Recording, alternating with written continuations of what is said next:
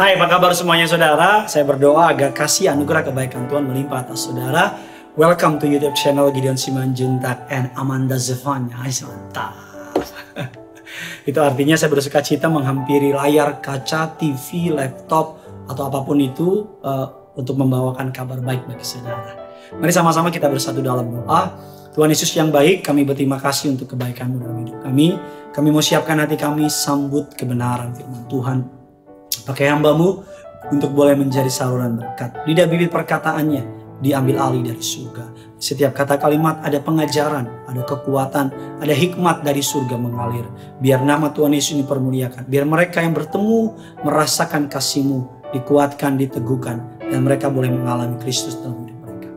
Di dalam nama Tuhan Yesus. Setiap kita yang siap diberkati firman Tuhan. Sama-sama kita katakan amin. Saya minum dulu saudara ya. Mantap jiwa. Saya kecewa pada Tuhan. Itu menjadi pembahasan kita pada hari ini. Dalam sebuah fase kehidupan, minimal pasti kita pernah mempertanyakan Tuhan. Minimal kita pasti pernah meragukan Tuhan. Suatu hari ada seseorang yang datang sama saya yang sudah melayani Tuhan dengan cukup hebat. Dan dia bilang dalam suatu fase kehidupannya dia berdoa untuk papanya mengalami kesembuhan. Long story short, dia berdoa, berpuasa, menangis. Yang terjadi adalah papanya keadaannya memburuk dan meninggal dunia. Dan dia bilang pada hari itu saya kecewa banget. Saya marah. Dia bilang saya nggak minta banyak hal sama Tuhan. Saya cuma minta papa saya disembuhkan. Dan ketika papa saya sembuhkan bisa menjadi kesaksian buat orang banyak. Ini adalah kenyataan hidup bahwa hidup ini tidak selalu manis saja. Hidup ini tidak selalu menyenangkan saja. Ada masa seseorang akan sangat kecewa pada orang lain. Bahkan mungkin ada masanya orang kecewa sama Tuhan. Biasanya hal tersebut terjadi ketika kenyataan tak terjadi sesuai dengan harapan kita, sesuai dengan apa yang kita mau. Lalu apa yang harus kita lakukan saat kita mengalami kekecewaan besar dalam hidup ini? Terlebih lagi saat kita kecewa kepada Tuhan. Yang pertama, saudara perlu memahami bahwa kecewa itu adalah hal yang wajar. Kecewa adalah sebuah respon manusia. Kecewa adalah sifat dasar manusia. Kekecewaan adalah hal yang wajar. Jika kita kecewa pada pasangan atau rekan kerja atau siapapun, bahkan mungkin kita kecewa kepada Allah yang Maha Kuasa, ada baiknya kekecewaan kita tidak sampai membuat kita menolak tunduk pada Tuhan, apalagi menolak dirinya. Kecewa kadang-kadang mungkin ketika Tuhan tidak menjawab apa yang kita inginkan, kita ngomong sama Tuhan, Tuhan, kalau boleh jujur, saya nggak ngerti apa yang Tuhan lakukan. Bahkan kalau boleh jujur, mungkin saya kecewa sama Tuhan. Tetapi jangan menolak hadiratnya. Jangan menolak untuk tunduk kepadanya. Apalagi jangan menolak dirinya. Alkitab mengatakan berbahagialah orang yang tidak menjadi kecewa, lalu menolak aku. Alkitab mengatakan bahwa Tuhan mau saudara marah, itu hal yang wajar. Bahkan mungkin kecewa sesaat, itu hal yang manusiawi. Mari kita belajar dari kisah Yohanes Pembaptis. Dalam Injil Lukas 7, 18-35. Yohanes Pembaptis mendapat kabar tentang segala peristiwa dari murid-muridnya. Dia di dalam penjara dan Alkitab mengatakan dia memanggil 2 orang dari muridnya untuk selalu bertanya kepada Tuhan. Dia berkata kepada Tuhan, engkaukah yang akan datang itu? Atau haruskah kami menantikan orang lain? Yohanes Pembaptis dijebloskan ke dalam penjara karena dia menegur raja wilayah Galilea, Herodes, yang mengambil Herodias, istri saudaranya, serta segala kejahatannya. Murid-murid Yohanes diizinkan menyunguk dalam penjara, dan lewat mereka, ia ingin mengetahui apakah Yesus yang dijanjikan sebagai Mesias. Apakah Yesus sedang kerjakan. Lalu dari pertanyaan Yohanes melalui murid-muridnya kita tahu bahwa Yohanes sesungguhnya mungkin mulai ragu tentang Yesus. Mulai bingung tentang apa yang Yesus kerjakan, dan mungkin menurut Yohanes, Yesus tidak sesuai dengan pengharapannya. Waktu kedua murid Yohanes menyampaikan pertanyaan Yohanes kepada Yesus, jawabnya, katanya, pergilah, katakan kepada Yohanes apa yang kamu lihat, apa yang kamu dengar. Orang buta melihat, orang lumpuh berjalan, orang kusta menjadi tahir, orang tuli mendengar, orang mati dibangkitkan, kepada orang yang miskin diberitakan kabar baik. Yesus ingin menguatkan Yohanes Pembaptis bahwa aku yang dijanjikan. Murid-murid Yesus kecewa ketika Yesus mati, dan menurut mereka saat itu pengharapan mereka mati bersama dengan Yesus. Padahal Yesus berkata berkali-kali anak manusia akan mati, akan bangkit pada hari ketiga. Murid-murid Yesus kecewa. Entah berapa banyak orang yang hari ini kecewa dan tidak pernah lagi kembali kepada Tuhan. Tidak pernah lagi ke gereja, tidak pernah lagi membuka Alkitab. Lalu solusi apa yang Alkitab tawarkan ketika kita kecewa? Belajar dari peristiwa Yohanes Pembaptis, ada 3 hal yang perlu kita lakukan saat saya sedang kecewa sama Tuhan. Yang pertama, ingatlah hal-hal baik yang pernah Tuhan kerjakan bagi kita. Ingatlah hal-hal baik yang pernah Tuhan lakukan. Ada sebuah lagu sekolah minggu yang berkata, berkat Tuhan mari hitunglah. Berkat Tuhan mari hitunglah. Pengkhotbah 3 ayat yang ke-11 mengatakan demikian. Ia membuat segala sesuatu indah pada waktunya. Bahkan ia memberikan kekekalan dalam hati mereka. Tetapi manusia tidak dapat menyelami pekerjaan yang dilakukan Allah dari awal sampai akhir. Kalau hari ini kau kecewa karena Tuhan tidak memberikan sesuatu yang kau inginkan, ingat, itu baru awal, sabar. Endingnya Tuhan akan membuat menjadi indah buat saudara. Apa yang Tuhan izinkan terjadi, meskipun bertentangan dengan keinginan, dengan kemauan kita, percaya, pasti indah pada waktunya. Ketika Allah memanggil orang yang kita kasih pulang, atau mengambil harta benda kita, atau mengambil hal-hal yang menurut kita paling penting, percaya, ada tujuan baik di balik itu semua. Mengecewakan sekalipun hal-hal tersebut mengecewakan, tapi Tuhan ingin kita mengerti bahwa segala sesuatu yang Tuhan perbuatkan pada akhirnya akan indah pada waktunya. Roma 8:28 mengatakan ia turut bekerja dalam segala sesuatu untuk mendatangkan kebaikan dalam hidup ini. Contohnya ketika kita dapat pekerjaan, kita menikah, dan sebagainya, apapun yang saudara lakukan dan saya, ingat bahwa itu semua datang dan berasal dari Tuhan. Ketika saudara sedang kecewa, ingat pekerjaan yang Tuhan kasih. Ingat rumah yang saudara sedang tinggali. Ingat kesehatan yang Tuhan beri. Saya rasa kalau kita mengingat berkat-berkat Tuhan, rasa-rasa kita malu untuk kecewa sama Tuhan. Yang kedua, ketika saya sedang kecewa sama Tuhan, apa yang harus saya lakukan? Dikuatkan melalui orang lain. Orang yang kecewa sama Tuhan, jangan lari ke dalam pergaulan yang gak kenal Tuhan. Karena mereka pasti akan bilang Tuhan tuh gak ada. Tuhan tuh omong kosong. Orang yang sedang kecewa, datang kepada orang-orang yang mengasihi Tuhan. Yang saudara tahu dia punya hubungan dekat sama Tuhan. Yang saudara tahu dia punya iman yang kuat. Saat kita berfokus kepada hal-hal yang kurang enak, yang Tuhan izinkan terjadi, kita akan menjadi negatif sama Tuhan. Kita akan lemah imannya. Sebaliknya, saat kita mendekat kepada orang-orang yang pernah mengalami kekecewaan, yang pernah mengalami masa sukar dan dekat sama dia, saya pastikan orang tersebut akan menceritakan, dulu Tuhan izinkan begini, tapi sekarang Tuhan buat kayak begini. Dulu saya pernah ngalamin ini, tapi sekarang Tuhan lakukan ini. Kalau kita terfokus kepada kesalahan, kelemahan, kekecewaan yang kelihatannya Tuhan lakukan, kita akan menjadi lemah. Kita akan memandang Tuhan dengan negatif. Tapi kalau kita melihat Tuhan menolong si A, si B, si C. Kalau Tuhan tolong orang lain, Tuhan juga pasti tolong saudara. Ulangan 31 ayat 6 mengatakan demikian. Kuatkan, teguhkan hatimu.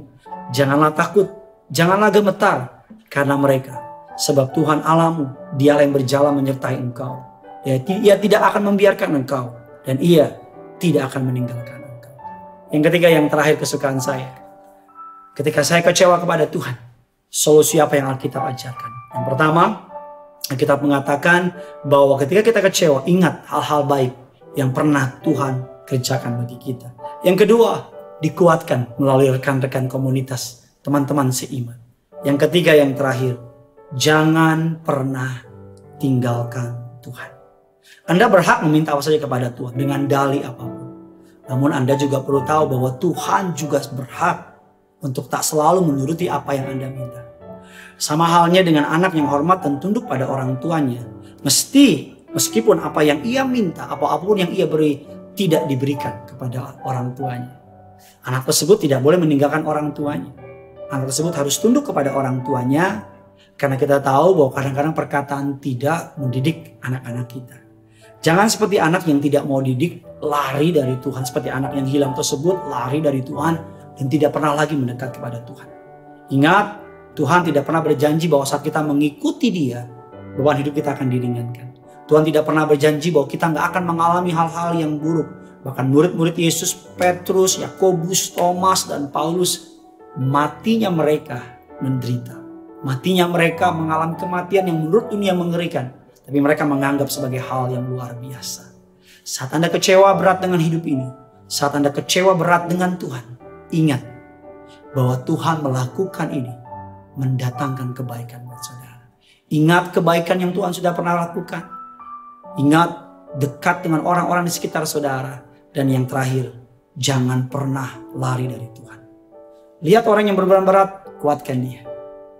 Yang paling terpenting tetap percaya bahwa segala sesuatu yang Tuhan kerjakan mendatangkan kebaikan.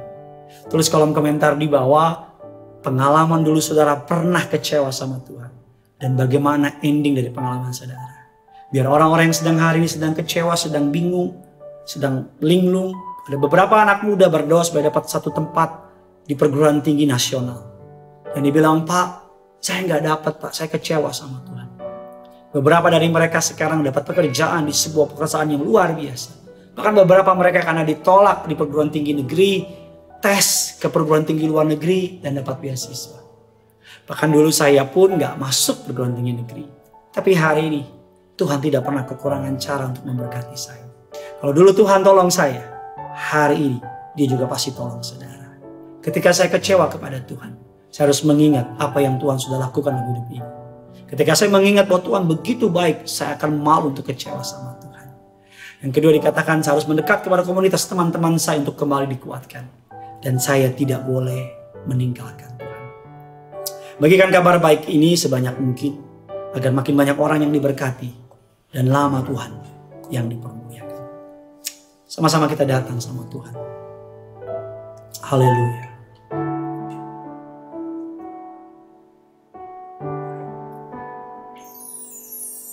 Bapa, besar sungguh kasih setiamu, nyata sungguh perlindunganmu, tak satu kuasa mampu pisahkan aku dari kasih-Mu. Bapa, ajarku selalu hormati-Mu, ajarku turut perintah-Mu, berikan ku hati untuk menyembah-Mu dan bersyukur setiap waktu. Seperti Bapa sayang anaknya, demikianlah Engkau mengasihiku.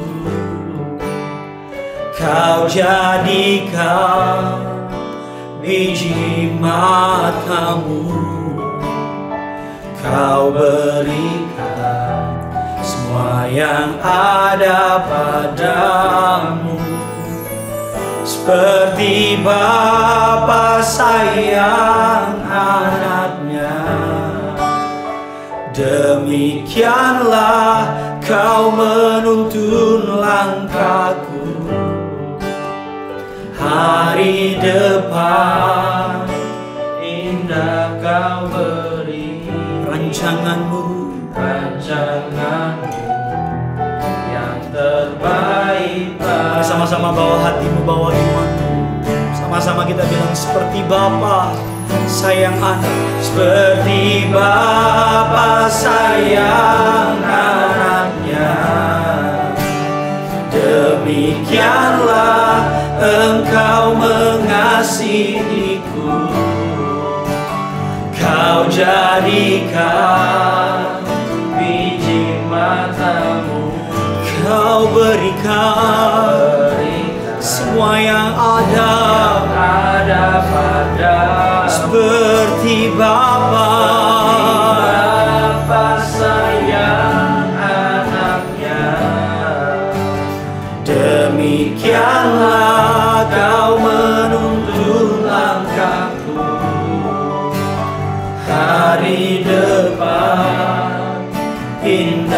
Kau beri rancangan yang terbaik bagi hari depan.